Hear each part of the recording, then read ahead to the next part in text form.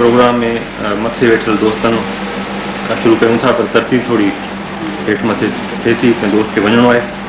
साईं Sindh national council जा सरबराहन, तव्हां सभिनी ख़बर आहे, सिंध नेशनल काउंसिल सिंध जे तमामु अहम मसइलनि ते तमामु संजीदा कॉन्फ्रेंसूं करायूं आहिनि।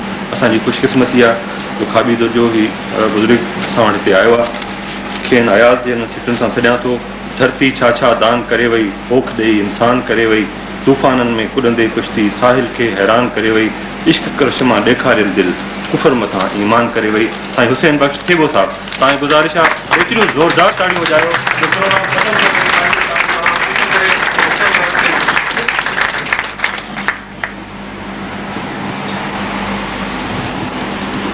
दोस्तों, पहिरीं प्रोग्राम 22 तारीख़ रखियलु हो, ओचितो साईं साहिब हुकुम कयो त हाणे 25 तारीख़ प्रोग्राम आहे। हालांकि तमामु घणा असांजा टाइट प्रोग्राम आहे, पर हिते अचण लाइ मूंखे ॿ सबब आहे। हिकिड़ो त मुंहिंजे शऊर जे इमारत जे पहिरियनि सिरुनि में सांघड़ जो नालो लिखियलु आहे। ॿियो, इसाक पंहिंजे लेखे सॼे सिंध जो दोस्त आहे। हर माण्हू हुनखे पंहिंजो वेझो दोस्त सम्झे थो, हुनखे वेझो दोस्त सम्झां, हालांकि हू आहे सभिनि जो दोस्त। हुन जेका हुजत कई उन हिसाब सां हीअ किताबु पढ़ण खां पोइ, माफ़ कजो ऐं पथरो थोरो रवां कयां, हिन किताबु पढ़ण खां पोइ जेको फौरी ऐं स्पॉन्टेनियस मुंहिंजो तबसरो आहे त हीअ किताबु लिखंदड़ चरियो माण्हू आहे। साईं, जंहिं मुल्क में माण्हुनि जी तज़लील थिए उते ही माण्हू तो पखियुनि, मच्छियुनि, बंबूरनि, पोपटनि जे बचाव जी ॻाल्हि करे। इंसान जी तौहीन तज़लील थिए ऐं सिंधी माण्हूअ खे त माण्हू ई न सम्झिजे, उनखे ज़िलत जे आख़िरी खाहिनि में धिके छॾिजे। हुनजे जीअण जा समूरा वसीला पंहिंजे कब्ज़े हेठि कजनि। पर साईं, तारीख़ शागिर्द जी हैसियत सां इहा थोरी ॼाण आहे त तब्दीलियूं पहिरीं चरियाइनि वारे क़दमनि सां ई शुरू थींदियूं। हीअ किताब उन मुल्कनि में लिखणु घुरिजे हा जेके महज़ब मुल्क आहिनि, जमहूरी मुल्क आहिनि, जेके पंहिंजे माण्हुनि सां मोहबत कनि था ऐं पंहिंजे धरतीअ जे हर रंग ढंग वण टिण ऐं उनजे पखी पखण सां मोहबत कनि था। हीअ किताब उन्हनि मुल्कनि लाइ। असां हुक्मराननि हिन मुल्क खे पंहिंजे लाइ हिकिड़ो चरागाह सम्झी वरितो आहे, खुलियो। जेको अचे थो सो लुटो वञे वेठो आहे, ऐं जेको अचे थो सम्झूं था त हराम पायूं ऐं बदमाशियूं हुन ते ख़तमु थियूं। ही ख़ात्मल हराम न आहे, पर जेको ॿियो थो अचे थो उन खां वधीक बदमाशी थी। उन मुल्क में रहूं था जंहिं मुल्क में माण्हुनि जा साह, माण्हुनि जूं ज़िंदगियूं, माण्हुनि जी समूरे रोज़गार जा वसीला हू पंहिंजे पेरनि हेठां लताड़ींदा ऐं हिकिड़े पैसे जो चढ़ण कोन। उन मुल्क में वेही ही किताब लिखजनि साईं, जॾहिं कनि। पर साईं, आउं साईं साहब खे चवंदुसि त अहिड़ो बि मजलिस ॿी घुरायो ऐं चरियाण जो पहिरियों सिंधी चरियाण जो अवार्ड जेको आहे साईं अमर लिगारी खे ॾिनो।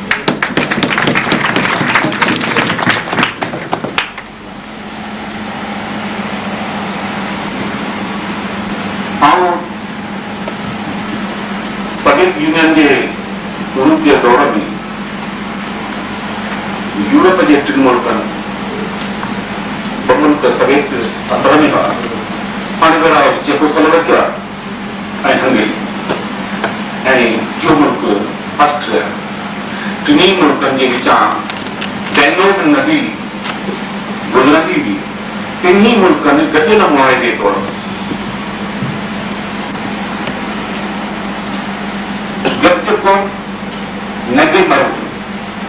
डेंस कॉम्प्लेक्स जोड़ण जो हिकिड़ो मंसूबो ठाहियो ऐं हुनजी साइट जेका ठाहियूं सा हंगेरी।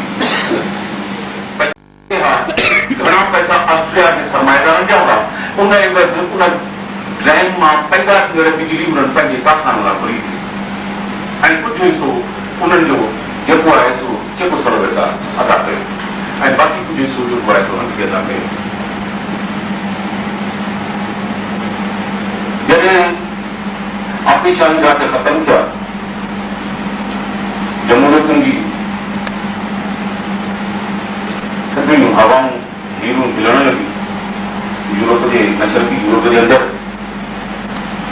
ऐं जॾहिं हक़ीक़ी जमहूरी चूंडुनि वसीले जेका जमहूरी पार्लियामेंट अंग्रेज में आई उनजे पहिरें इजलास में सॼे इजलास में पहलो रेजोल्यूशन जेको पास थियो हो सो ही हो त हिन नेगेटिव $1 बिलियन अरबे डॉलर ख़र्च थियण खां पोइ 60% उहो बैंक मुकमल थी विया कॉम्प्लेक्स उन खां पोइ हुन रेजोल्यूशन पास कयो त हिन पैमाने खे ख़तमु थियणु खपे ऐं हुननि जेके तकरीरूं कयूं सिर्फ़ु तारीख़ हुयूं। हुननि चयो त हिन काइनात जो ही सुन ही हुस्न ही वादियूं ही वण ही बेपत ही भौर ही पखी ही परंदा ही जेके जीत ॼणा आहिनि असीं हिननि जा मालिक न आहियूं असीं फ़क़ति अमीन आहियूं त असां जंहिं हालत में असांखे मिलियो आहे उनखे बहितर नथा ठाहे सघूं त तबाह ऐं बर्बाद न कयूं असां पंहिंजनि पोयनि नसुलनि खे ईअं जो ईअं मोटायूं। इहो असीं भरे सघंदासीं तजुर्बे आलमी सतह जो समूरे विद्यार्थन समेत जेको बि असांखे पवंदो इहो हंजड़ी भरे सघंदी पर ही ख़ूबसूरत वादी तबाह थी वई हुई त ही नसुल ईंदड़ नसुल हुन खां महिरूम थी वेंदा आहिनि। त साईं ही किताब उन दौरान उन जाइ ते लिखियनि जिते माण्हू पंहिंजे ख़ूबसूरत वादियुनि ख़ूबसूरत वणनि ऐं हिननि सां सावकनि सब्ज़नि ऐं उन्हनि जे वेटलैंड्स जेके आबगाहूं आहिनि जेके ढंढूं आहिनि ढोरा आहिनि पखी आहिनि पखड़ आहिनि उन्हनि सां मोहबत कनि। अलाह जो हिकिड़ो नालो जमील आहे ख़ूबसूरत तरीन तमामु ख़ूबसूरत माना तमामु ख़ूबसूरत सही ख़ूबसूरत तरीन ऐं तव्हां सम्झो था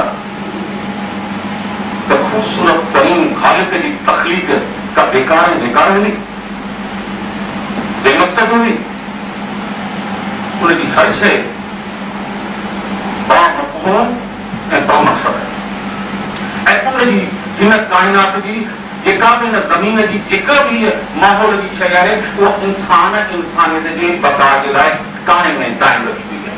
तव्हां फितरत सां मस्ती कंदो फितरत तव्हां खां बदतरीन वठंदी ऐं इत्तिबा वठंदी। वठणु शुरू कयो